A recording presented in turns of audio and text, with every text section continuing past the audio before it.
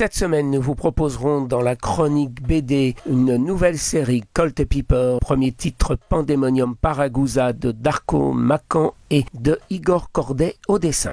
L'Amérique du XVIIe siècle bascule dans un autre univers. Ignorant la guerre d'indépendance, la magie envahit le monde des cités et de la nature. On côtoie magiciens et créatures d'un bestiaire imaginaire, licornes, nécromanciens, magiciens, chats humains et de nombreux autres inconnus. Un beau matin, l'Amérique se retrouve dans cette nouvelle probabilité. Qu'importe pour Salomon Culpeper, trop jeune à l'époque pour s'en soucier. Aujourd'hui, l'heure de la retraite a sonné. Il ne sera bientôt plus capitaine de la garde de Paragusa. Il lui restera les souvenirs des batailles tumultueuses, une carrière bien remplie. Il ne souhaite que concrétiser son rêve, un petit vignoble et quelques esclaves pour vivre heureux.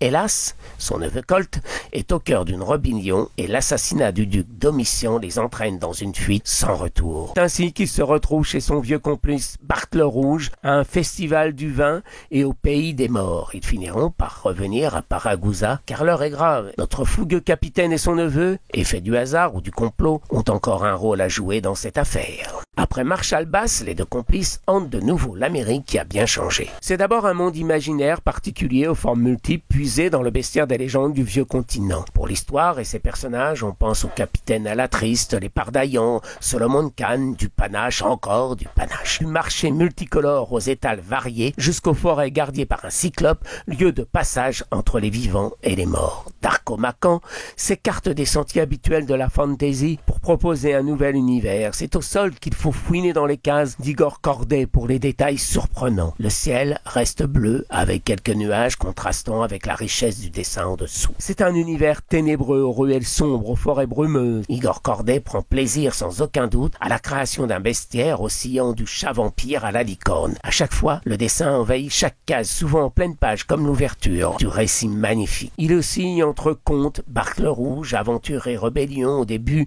mystère et magie en fin de récit. La dernière séquence est un voyage au pays des morts. Il renoue avec les mythes antiques, avec son cyclope Janus siamois.